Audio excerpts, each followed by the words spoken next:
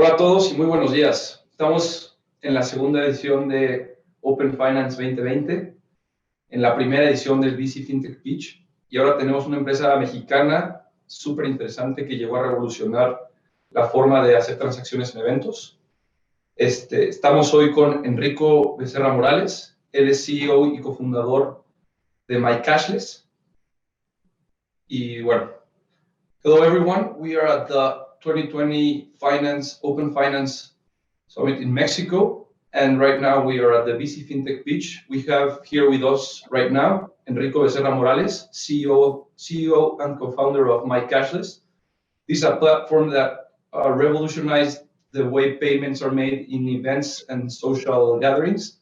So please, Enrico Becerra, if you want to start, the audience is all yours. Gracias, muchas gracias. And I'm wondering, should I do this pitch in English or in Spanish? We have some participants that speak in English, so if you could do it in English, that would be better, but as you prefer, whatever you feel more comfortable with. Perfect, thank you. I guess English works fine. Well, hello everyone. It's a pleasure. I'm gonna speak quite fast because I know we've got 5 minutes. I'm gonna jump from pleasure to be with you here. I'm sharing my screen as we speak. Boom. Perfect. I assume you can all see this.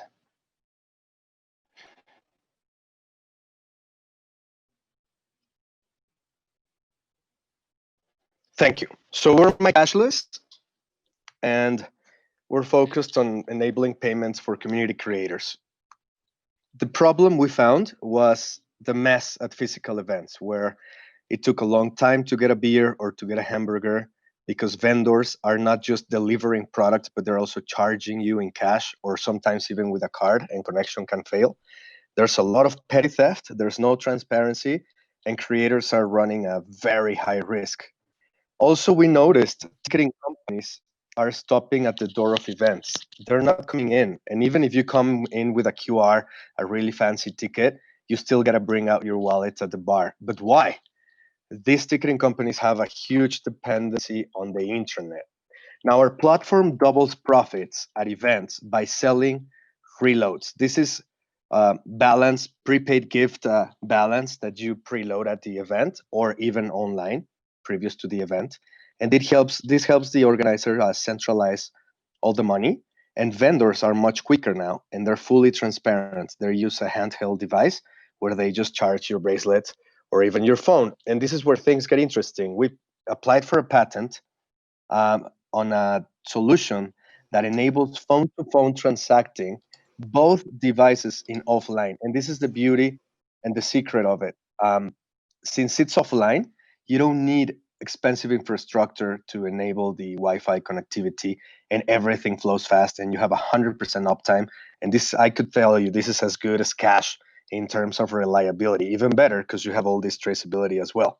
So enabling organizers do this phone-to-phone solution is creating a 35% savings on their implementation costs. So our focus is digital offline payments at controlled environments for anybody operating food, beverage, merch, cash, and even access control with multiple points of sale. This is the solution they need. We also enable them customer centricity with agility, control, and transparency. If you can think of us as an offline mindset here on the right, but also the online mindset Shopify, Magento, Rappi, Eventbrite have, we leverage payment processors like Señor Pago and Stripe, and we become the input to our clients' Salesforce or any CRM they use. These are pretty examples on how much money they make. As you can see in green on the left, they invested $50,000 in us, and they increased by 7 times what they invested in us, plus they created a database of 12,000 people. Same on the right. They invested $30,000 in us, and they increased that by 12 times or so. So this is what our clients get. They're usually getting a lot of petty theft, and they get really happy about working with us. These are the clients we work with. You can see the PGA Golf Tournament. You can see the Tennis Open. You can see Formula E, which is a global account in 12 countries. You can see Festival del Globo with 32,000 people per day. We've done 40,000 people per day. And we're a cool team of 15. last year we did almost $9 million worth of US dollars in reloads of our clients. Our annual recurring revenue is $630,000 in 2019. Just January and February, we did 62% of this amount of reloads. And just to give you an idea, the revenue we generated in February gave us 6 months of burn rate. And that's how we managed to stay alive until up to this date. So clients are repeating, which is extremely important. Third year, second year. AB InBev, which is the owners of Corona Beer, have taken us to many countries. This is what they're telling about us. We actually stood away from our competitors by this chipless phone-to-phone solution. This is our business model. We charge $2 per user plus 1% per transaction. This is what we make per user, and this is what we profit per user. Sometimes I like to say we charge some money when our competitors are actually spending money on customer acquisition. So we've been working together for 3 years. 45% of our events were software as a service, do it yourself. 50% of our payroll is engineering. We have been capital efficient. We had burned $1.2 million, generating 1.4 in revenue up to February last year, and we're burning $38,000 per month. Now, I want to take it further if you give me a minute. The real problem we're solving is we're digitizing cash. Of course, events are our beachhead market, and this is where we are playing right now and cooking our product. But the reality is that managing cash worldwide is much more expensive than paying fees for digital, like American Express 3%, while managing the cash is 7%. So our belief is, why do you have to depend on an internet connection? Sometimes it feels kind of weird. If you want to make a transaction on your credit card, you need a connection.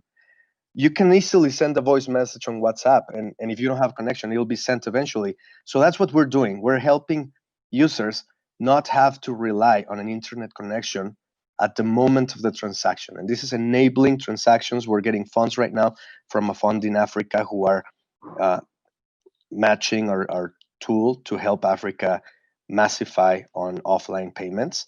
And that's what we're into. We believe content creators were challenged by the internet, but even though challenger banks are out there, they're not really challenging anything.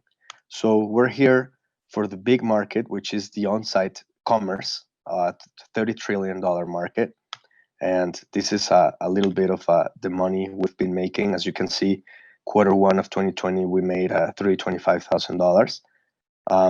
And this is our path to become a unicorn. We need to be doing 100 environments per week within all active territories, and we're launching next week. We're raising 1.5 million as our bridge pre-series A.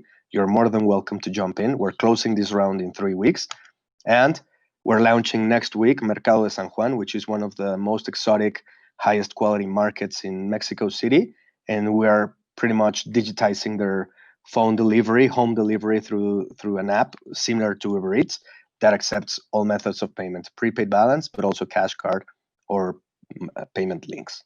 So thank you, and happy to explore with you guys any opportunities.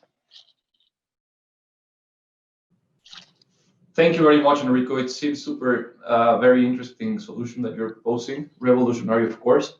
Now we're going to go with the questions of the chat. And if anybody wants to jump in, feel free to do so. Just please do it organizedly. What is my biggest space? Right now, since we're focused on controlled environments, we're working with stadiums. We're also launching a stadium in January. We have the lowest implementation costs on launching any stadium. We do races, we do tournaments, and pretty much gatherings where people gather and consume food and beverage and merchandising. That's where we're focused right now. Even though the home delivery space, even though we're still exploring it, seems really interesting. We're jumping into that. Something important is we leverage logistics companies that already exist, like Lalamove, Chinese Pickup from Colombia. We leverage them and connect them and use their critical mass of logistics. So that's our approach. We're more upfront to help your sales force and leverage payments and make everything easier for your users. Oh, by the way, hotels. We just closed a deal with a huge hotel in Acapulco, and they're also digitizing the guest experience. You can be on the beach or you can be in your room and you can get anything. Even waiters, we're running long distances to get to you with your burger when they could be selling more if they just sent the order to the kitchen, same as Uber Eats does. So we're just bringing this product to any large food and beverage operator. And thank you for the question, by the way. Thank you, Enrico. Awesome. So I get two questions. How are we engaging with this new normality, which I like to call the new opportunity?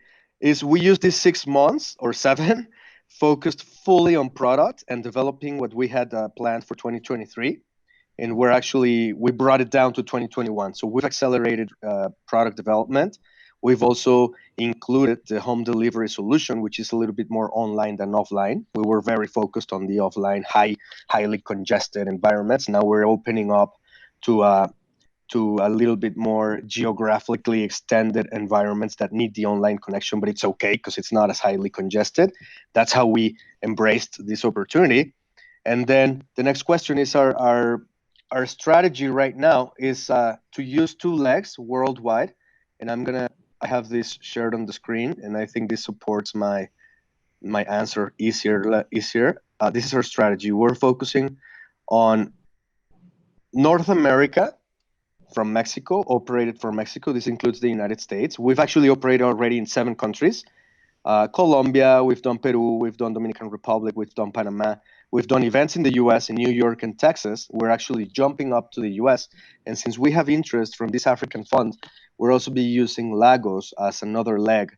And right now, Europe is becoming an interesting market. So we designed instruments to open up new territories. They're pretty much licensing agreements. And we have that strategy somewhere in here. And this is how we're actually opening up new territories. You can see proprietary operations. You can see licensing agreements where we give a 50-50 agreement. We have channel partners, and then we have the software as a service, do it yourself, which is the big deal. That'll become our biggest market.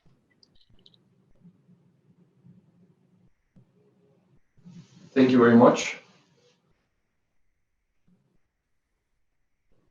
I don't know if there are any more questions because I'm on the screen. Maybe let me check the chat. Yeah, I got you guys.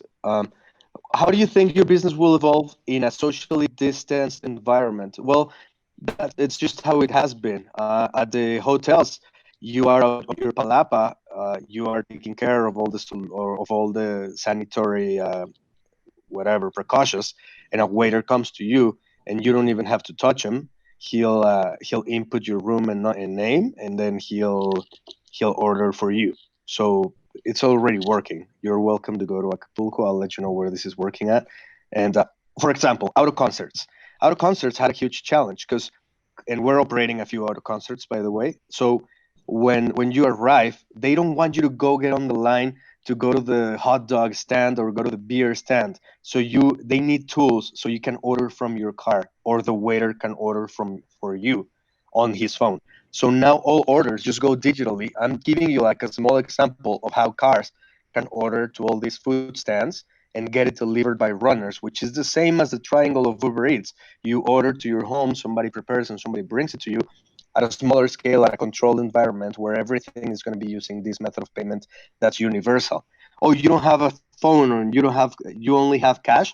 You can still do it. Waiters can still take cash and order for you. So that's what we're doing. We're enabling people to not have from their slot and get whatever they need in a faster way.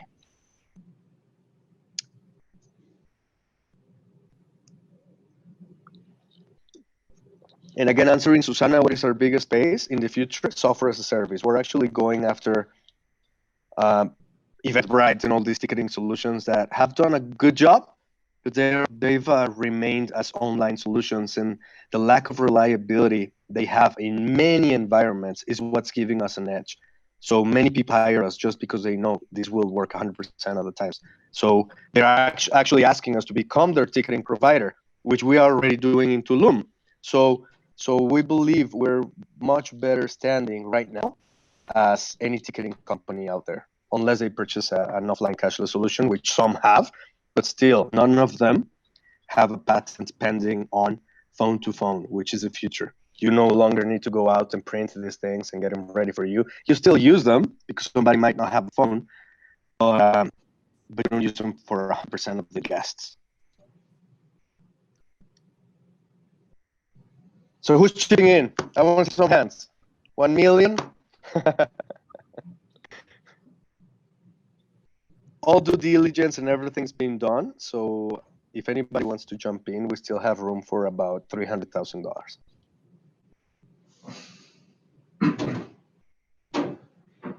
Wonderful.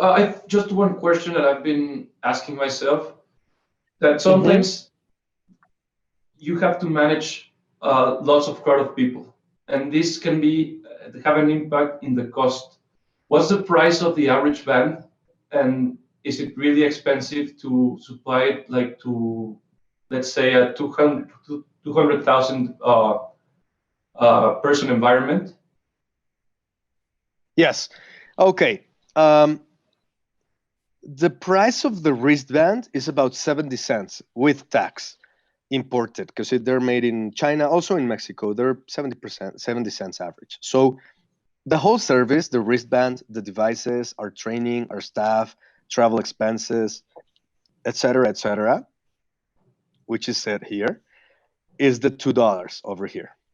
So if you're going to be increasing as our client at least 30% on your revenue. So if a beer is $8 and you sell just one additional beer, you're going to be multiplying by 4 this amount you're investing in us. Of course, this is very attractive for events that have 10,000, 20,000 guests. This is what they make. Like, these guys were expecting to make 185 and they made 411, and they just invested 30,000 in us. So what happens here is that we have talked to some clients that have 800,000 guests or attendees per week. So they're like, I cannot invest almost $1 million or even more on a solution if I'm not even sure nowadays if people are going to make it to my event, no? So that's why we were driven to develop. Also, one of our soon investors, Drew Houston, founder of Dropbox, he once told me, you got to think chipless. Forget about the wristband if you really want to scale. And we were constantly getting feedback from clients telling us, hey, we've been seeking for a cashless-like solution that's non-wearable. So that's why we developed it, that we kept it offline, of course, which is the key. And this is enabling, and now we're turning more onto variable plans where our clients can easily just pay a variable, kind of like here. We're starting to increase the variable fee or the transaction fee to 5%. And bringing the cost down much less. They don't have to pay for this anymore. So this is enabling our clients to cope with uncertainty on how much people they're going to get, and we'll just charge them 5%. For example, the stadium we're launching in January, we're going for 10% of their sales. They don't care because they know they're only going 30% of capacity, and we're going to be growing organically with them, and we're putting everything in. Just to give you an idea, we need $50,000 to make this partnership a reality. And then we get it back every 6 months. And then we can get 20 stadiums in Mexico and then another 40 in the US or 60 in the US. So we're making $50,000 per semester per stadium. We just need to show them how this works, and we're on it. Wonderful, Enrico. Everything makes perfect sense. And I really like your scale up and how you propose it, how you present it. Obviously, the numbers are wonderful. Thank you so much for being here with us today, and congratulations on your project. I wish you the best of luck. Thank you, man. You too. Best of best. Of course, my pleasure. And just let me remind you that we're going to have next the piggy bank, and that's going to be at 11:18 in the morning. So if you wish to join, we're going to be here. Thank you so much, Enrico, once more, and the best of luck with your startup. Thank you, Pablo. Such a pleasure to see you. Enjoy. It was my and thanks everybody for your time.